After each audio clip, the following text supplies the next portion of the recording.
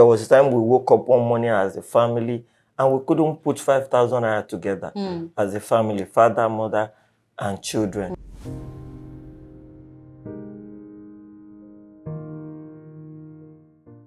Welcome to GraceCast episode 3. My name is Laolu Ogundeyi. And I'm Olanrewaju Onosoya. Happy Father's Day. Thank you. Happy Father's Day to all the fathers out there. And we're also saying Happy Father's Day to Reverend. Thank you for being a model and example. We celebrate you, sir, and we love you. I think that I enjoyed service a little bit too much. And I remember that I think it was during the panel session, or whether it was Pastor Ron who, reminded us about what Reverend said. He said, men should always learn to ask for help. And for me, it got me because honestly, men don't like to ask for help. They like to behave like or act like, You are very right. We do as if we got it all. But the truth is not all that true all the time. There is nothing wrong for men to ask for help. It took me a very long time before I came to that realization. And there's also a place in the Bible that says that everyone who asks for help, God sends help to them. God sends And do help you to know them. that Pastor Ron also said that your inability to ask for help is pride. You are very right. It got me because for you to ask for help, it means that you're humble enough, to acknowledge that you actually need help. Life are in phases. Yeah. There was a time we woke up one morning as a family and we couldn't put 5,000 naira together as a family, father, mother, and children. So that was a phase. And so we should open up. As long as you are not lazy, as long as you are trying your best, there are seasons that you will need men to also come through for you, to just bridge the gap for you. And it's not going to be something that you now keep coming back. It might not even be money. It might be advice. It might be counseling. It might be prayer of agreement. Somebody to just talk to. And in the course of talking to that person, an idea will come. That person would say something in passing that will help you through that phase. So we need to ask for help. And when we ask for help, it's not a sign of weakness. It's actually a sign of strength that you can come on, that I'm dying inside. Please help me. Where it got me, was when Pastor Ron ended the sermon for men and then came, to the women, and how that God created everything perfect until when he now saw that it's not good for man to be. Exactly. That's Genesis chapter 2. And then he now decided to make a woman. And man woke up and saw that, oh yes, this is what I need. And how that God made women as helpers for men. And then he went on to read Proverbs 31, the famous scripture. But then, and he read it two versions. And trust me, as a woman, I think that the Proverbs 31 woman is not lazy. Very true. She's not 100% dependent on her man for every single thing. I think she's a businesswoman. I think she's a homemaker. I think she's a career woman.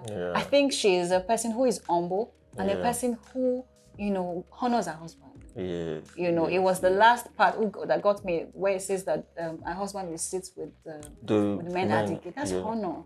Very true. A woman who respects her husband, who honors her husband, who takes care of her family. And right now I'm on my toes, and I know I'm going to go back to read Proverbs. You get better. Yes, and just get better. Let's even talk about woman as helper. I mentioned the other time that there was a time we woke up in our family and we couldn't put 5,000 naira together as a couple with 2 children. I remember that morning, and this was what like an icebreaker for me with my wife. I couldn't tell my wife that morning that there was no money anywhere. Rather than being open and being sincere about our situation, I reached out to a friend who also happened to be a mentor. And I lied to him.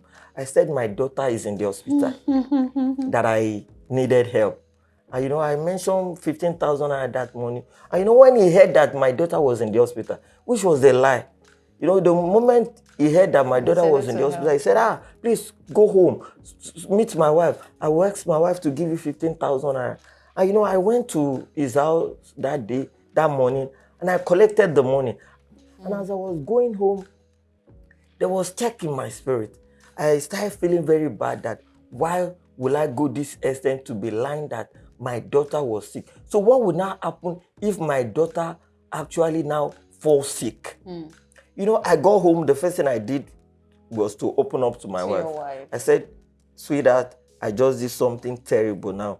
This is what I did. You know, as a wise woman, she didn't condemn my action immediately. She just started praying and speaking in tongue and prophesying. Moyosoilua, you are fine. You are not sick. You are well. You are blessed. No sickness in our family. No infirmity in our family. We nullify this word. We cancel this one. We are well. We are blessed. You know, after that, she now said, sweetheart, we are in this journey together. Yeah. There is no need to form anything. Let's journey together. Let's work together. So if we have it, to the glory of God. And if we don't have it, we're in this together. And you know, from that day, I was liberated. There was nothing to hide again. You know, she strengthened me by that statement of we're in this together. So there is nothing. And we thank God we've been through different challenges and all of that. But she did help me through that stage of, bros, there's no point trying to form anything. Yes. We are not doing boyfriend, girlfriend. We are married. We have a life. We have a future together with these children. And we cannot build this future, this life on lies. So we need to be open. We need to be sincere.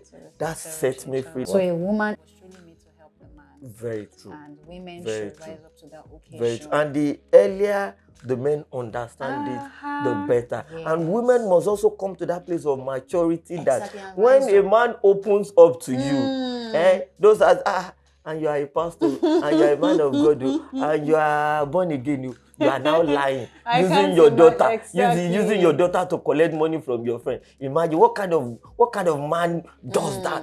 So men should understand that they have an helper that is suitable for them. So there is no them. You say in that Genesis chapter, it says they were naked and they were not ashamed. Open and sincere communication. During the panel session, one of the men said something about it is what you put into a child that you get out of it. Yeah. They came in very innocent. You know, and I remember someone also saying that girls are brought up a certain way, right? Yeah. So from a tender age, girls already have dolls and they're taken care of. They can, the doll. They can already practice and experiment being a mother. You know, my 4-year-old will say, one day when I grow up, I want to be a mommy, right? And I can understand how that women grow up and they already know what they're supposed to do. True. But then boys would grow up into men and they're like, what to do? You know, what do I do? And I think that, parents should now begin to become more intentional and deliberate with how they raise their sons as well. Very true. You know, my husband will, ask our son to do certain things. And I'm like, isn't that too much? And then I remember that, that's how they grow up. To own up to responsibilities, to own up to the things that they're supposed to do. So I think that, this is a wake-up call for parents to begin to become intentional about raising their boys as well. And giving them responsibilities from this age. Very true. And that's what I'm going to end with. And my final point is we should understand from one of the things that Pastor Ron said today, and he said the help man needs is not installed on his inside. So he's dependent on God and other men. And you see that also in Ephesians 4:11. He said he gave some to be apostle, prophet, evangelist, teachers, pastors. He said for the keeping of the saints, for the work of ministry. So God has given men to us as gifts. So we must maximize all relationships. Every relationship that God brings across our way is a gift. So we must maximize it. We must enjoy it. God will bring men as mentors, as clarifiers, as teachers, as collaborators, as partners in destiny. We will have them in different layers, in different sectors. So we must understand that the help that we need is just a call away. The help that we need is just a step away. So we must never die in silence. One of my uncles committed suicide in April. It was a very challenging moment for us. And I realized that if he had cried for help, it would not have ended. Sure. So let us learn how to cry for help. Very important. It is not a weakness to cry for help. We saw the suicide note, and I knew that if he had opened up, help will have come. Because when we were going to do the burial, we raised almost 4 million naira. And what he needed was just not up to that. Up to that. So if he had cried for help, somebody would have been able to raise that money for him and, okay, take, and problem solved. So please cry out for help.